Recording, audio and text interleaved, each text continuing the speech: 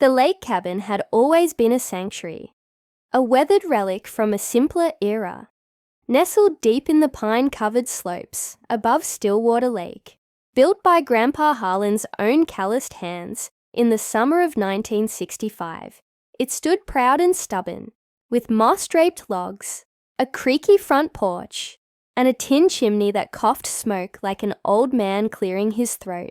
To outsiders, it looked primitive.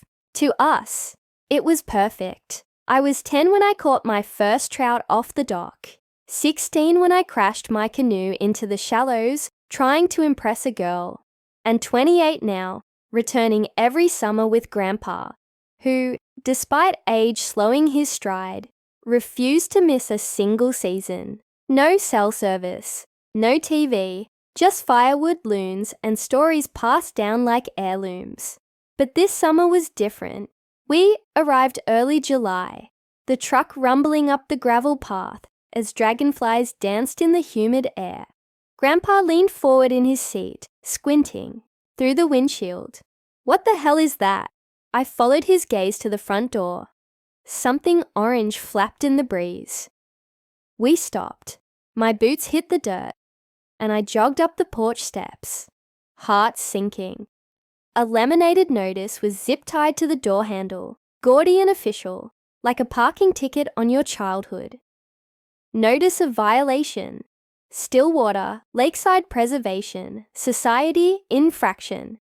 Non-conforming exterior. Unpainted log siding. Excessive. Moss. Fine. $200 per day, effective immediately. I read it twice. Grandpa snatched it from my hands and stared at it like it was written in a foreign tongue. His face didn't flinch, but his jaw set in that way it did when he was fighting to stay calm. "They fined us for having a log cabin," I asked. "They can't fine what they don't own," he muttered, more to himself than to me. But deep down, we both knew what this was. A few years back, a developer bought up a swath of land on the east side of the lake, poured concrete, built shiny vacation homes with 3-car garages and synthetic lawns. With them came gates, codes, and committees. The Stillwater Lakeside Preservation Society, a self-important title for what amounted to an HOA run by people who'd never chopped firewood in their lives. They had no legal claim over us. Our land wasn't part of their subdivision, but they were persistent. Every season brought a new flyer, a new invitation to join their community meetings. Grandpa ignored them all. Now they'd escalated. Back inside, I set our bags down. The air smelled like cedar and dust and comfort. Grandpa walked the perimeter of the cabin in silence, running his fingers along the timbers, pausing at the mossy eaves. "They call this non-conforming," he asked quietly. "This cabin's been here longer than most of them have been alive." His hands trembled, not from age, but from restrained fury. Over dinner, he barely spoke, just chewed in silence, listening to the wind outside. Later, as I poured coffee and lit the fire, he sat in his rocker and stared into the flames like they might offer answers. "They think if they put enough pressure, I'll fold," he said finally. "They can't enforce anything, right? We're not even part of their zone." He nodded slowly. "But they're counting on one thing, that I'm too old, too tired to fight." I knew that look in his eyes. I'd seen it in old photos. Grandpa in uniform, standing beside his squad in some forgotten jungle. It was the look of a man who'd faced worse and didn't scare easy. "They want to play games," he muttered. "Let's play." There was a long silence between us. Outside, the frogs sang. The lake lapped quietly at the shore. But inside, something had shifted. This wasn't just about moss or siding. This was about pride, about legacy, about not letting a group of clipboard warriors rewrite the rules of a land they didn't understand. Grandpa stood up, his spine still straight, and disappeared into the back room.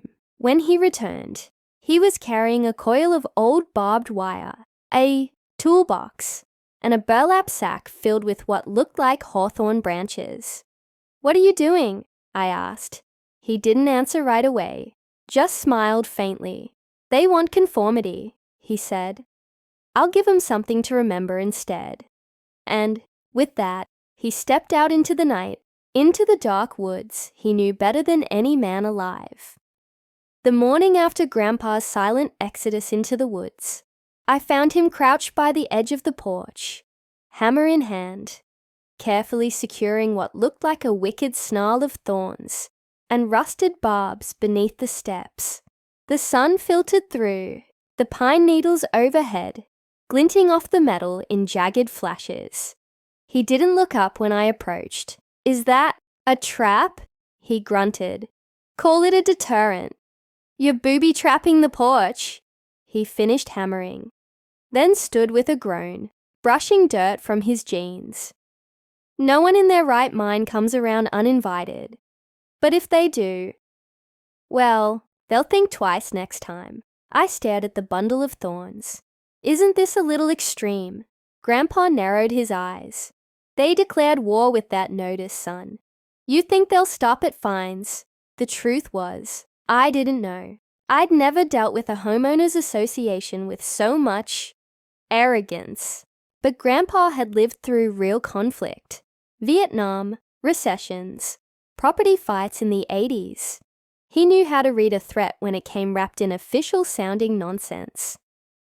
That afternoon, we got to work, while Grandpa handled the perimeter, laying thorn traps beneath windows, stringing fishing wire across low-hanging paths. I drafted a letter, a formal cease and desist, citing property boundaries and county ordinances.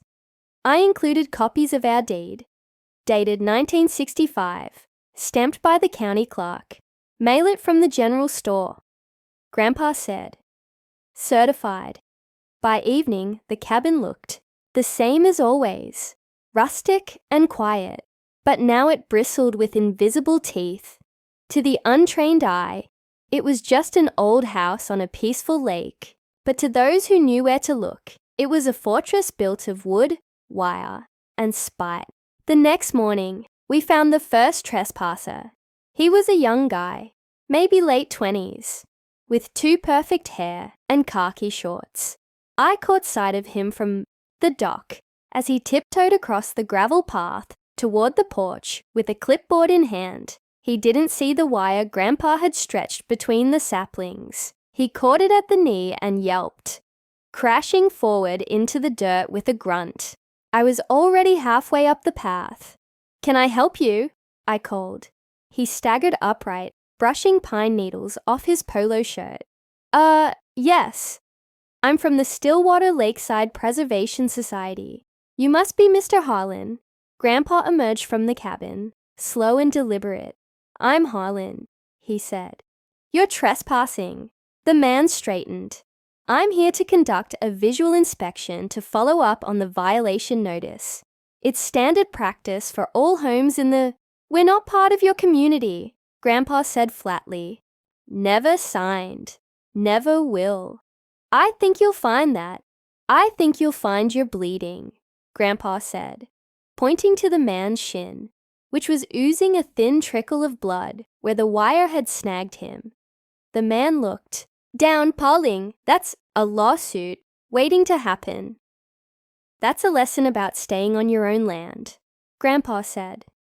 "This cabin's older than your bylaws. You want to try us? Bring your lawyer. But don't send boys with clipboards into these woods. They'll get hurt." I half expected the man to argue. Instead, he backed away, muttering something about escalation and official channels, and disappeared down the trail. Grandpa watched him go, then turned to me. "They'll be back. What if they do bring lawyers?" He smiled without warmth. "Good. Then I'll get to teach them the meaning of easement boundaries and adverse possession." The next few days passed in wary silence. The cabin, normally a place of rest, now thrummed with tension. We kept a rifle by the door, not out of fear, but principle. Grandpa cleaned it like it was a ritual, the way some men polish trophies. Then, 3 nights later, just after midnight, we heard the crunch of gravel outside. Grandpa was up in a flash, bare feet silent on the wooden floor. He peeked through the curtain, then motioned to me.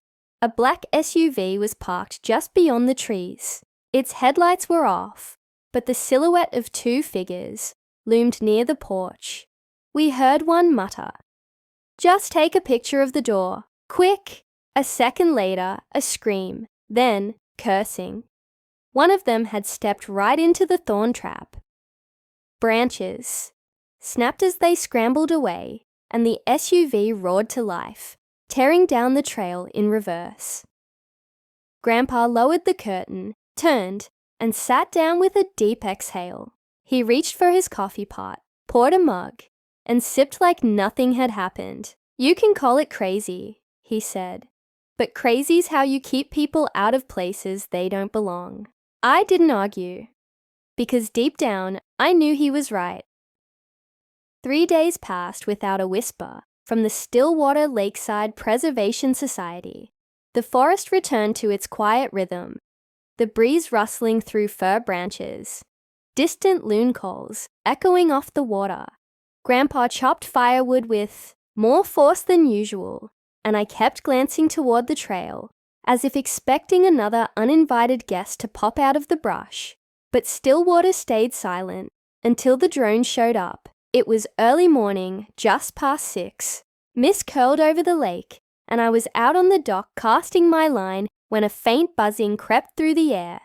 At first, I thought it was a mosquito swarm, but then the sound sharpened, mechanical, insistent, and I looked up to see a quadcopter, hovering over the cabin, like a curious vulture.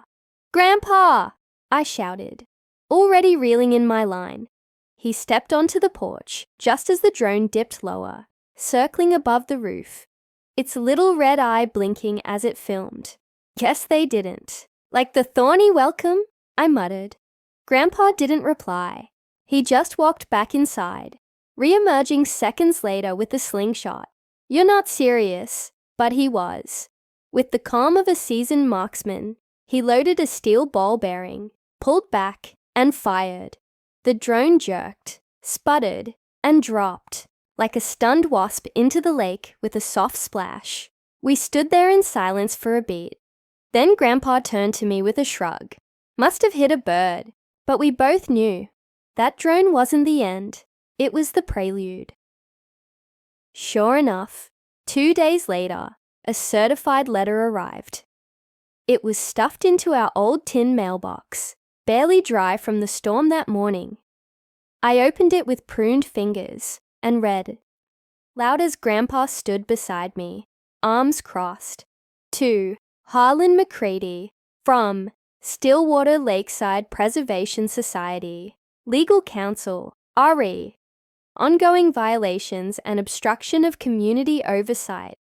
The letter was 4 pages of veiled threats and cherry-picked statutes. It referenced environmental impact, public nuisance, and something absurd called visual disharmony. They claimed the cabin's mossy roofline and unpermitted architectural features were depreciating nearby property values. The kicker came in the final paragraph, a demand that Grandpa attend a compliance mediation the following Tuesday at their clubhouse, or face potential legal action. He didn't say a word, just folded the letter neatly, stuffed it back in the envelope, and tossed it onto the fire. "They think law's on their side?" he said. "Then I'll bring them some of mine." That evening, we drove into town. Grandpa parked outside the county recorder's office and limped up the steps like he was 30 years younger. An hour later, he emerged with a thick file, edges yellowed with age, deeds, survey maps, mineral rights, and something else he wouldn't let me see. Back at the cabin, he spread the papers across the dining table like a general planning a siege. "Back in '78, he said, tapping a faded blueprint. There was a fire line cut through this ridge. County ordinance, emergency access. That road they built into their subdivision runs right through it. I leaned closer. So it's technically not theirs to control. The county owns that easement. And this, he said, holding up a notarized affidavit, is my father's statement confirming the easement boundaries, signed and filed before their HOA was even an idea. I blinked. You've been sitting on this all along. Didn't need it, until they brought lawyers. For the next 2 days, we prepared. Grandpa contacted a land use attorney in the county, an old friend from his VFW chapter, who agreed to represent him pro bono. Then came Tuesday. We rolled up to the Stillwater clubhouse in Grandpa's battered pickup. The building was glass and stone, modern to the point of smugness. Lawn trimmed like a golf course. Cars lined up like it was a wedding. Inside, the board sat at a long mahogany table, 7 of them, crisp suits and brittle smiles. The man in the middle, a sleek type with silver hair, stood as we entered. Mr. McCready, he said, we appreciate your cooperation. This meeting is to save it. Grandpa cut in, slapping the file on the table. Here's everything. You'll need to understand why you've got no say over my cabin, my land, or even that road your security gate sits on. The man looked startled, but opened the file. As the documents passed hands, their faces shifted, from polite smugness to visible discomfort. Where did you get these? One asked. Filed before your parents were out of high school. Grandpa replied. The silver-haired man cleared his throat. We'll have our legal team review this. Do that, Grandpa said, standing. And while you're at it, check who owns the mineral rights under your tennis court. Might surprise you. He walked out without another word. I followed, heart pounding. In the truck, he didn't say much, just looked out the window, lips curled in that dangerous, quiet smile of a man who knew he'd already won. For 2 weeks after the showdown at the Stillwater clubhouse, the lake was silent. Not the peaceful kind, more like the tension before a storm. No drones, no clipboard warriors, no certified letters, just a nervous stillness, like the forest. Itself was holding its breath. Then came the backpedal. It arrived quietly in our mailbox one dew-wet morning, wrapped in a fresh white envelope marked Confidential. The seal of the Stillwater Lakeside Preservation Society was pressed into the flap, but the tone inside was markedly different. After careful review and consideration of your submitted documentation, the board has decided to rescind the violation. Notice issued on July 14th. Furthermore, we recognize the disputed property is not within the legal bounds of Stillwater jurisdiction and therefore exempt from all current and future association oversight. We apologize for any inconvenience.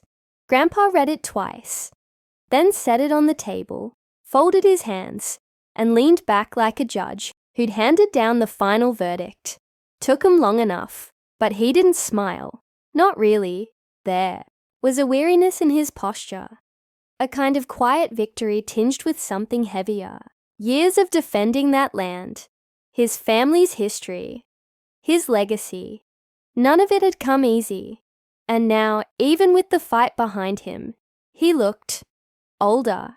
You did it, I said. They're gone. You won. He looked out toward the lake, where the morning sun caught the mist like golden smoke. Yeah, but they'll be back. Sooner or later, someone'll come sniffing around. That's what people do when they think a thing's pretty, but don't know the blood that built it. That night, I sat out on the dock alone, listening to the pines whisper and the water lap against the wood. I'd grown up visiting this place, swimming in that lake, listening to Grandpa's war stories by the fire, but now it felt different. Less like a retreat, more like an outpost. A place worth defending. The next morning, we started rebuilding. The traps came down first. Grandpa dismantled the thorn bundles and coiled up the wire, storing it in the old shed with the reverence of a retired warrior sheathing his blade. We patched the porch, swept the moss from the shingles, and chopped a new stack of wood for winter. Word must have spread, because a few days later, someone knocked on our door. It wasn't the HOA. It was an old woman, mid-70s, wiry frame, sharp eyes, standing on our porch with a tin of lemon cookies and a hesitant smile. "I heard what you did," she said. "My name's Edna. I live on the south end of the lake. Used to come here back when your dad was around." Grandpa nodded, surprised. "I remember Edna." She looked over her shoulder before leaning in. "They tried to tell me my dock violated the shoreline harmony clause. Said my canoe was unsightly. I've been here since '58. Grandpa chuckled. "Let me guess. They offered you a brochure, a 3-ring binder and a fine. Here," stepped aside. "Come in. We'll talk." That marked the beginning of something new. Word got around, cabin by cabin, lot by lot. The people who'd quietly bristled under the HOA's rule began pushing back. It turned out we weren't the only ones with land predating the association. A few had even been strong-armed into joining with forged signatures or false threats. Grandpa became a local legend. They called him the Pine Line, after the old boundary markers still visible in the woods. Folks dropped by for advice, shared old maps and dusty deeds. Someone even hosted a barbecue in his honor, with Thorn Trap IPA on tap, courtesy of a local brewer who loved the story and still water. They faded, slowly, grudgingly. Their reach shrank, their letters stopped, and the once bustling meetings at the clubhouse dwindled into silence. The man with the silver hair moved to Arizona. By the end of summer, Grandpa stood on the dock one evening, casting a lazy line into the lake. I sat beside him, watching dragonflies dance over the water. "You ever think of selling?" I asked. He didn't answer right away. Just reeled in, checked the hook, and cast again. "No, not once." I nodded, understanding now in a way I never had before. He glanced over, squinting against the last light of day. "But if you ever do, make sure they understand. This place wasn't built with blueprints. It was built with hands, sweat, and roots deeper than any law they can write." I promised him I would, and beneath us, the lake lapped the dock, quiet, unbothered, free.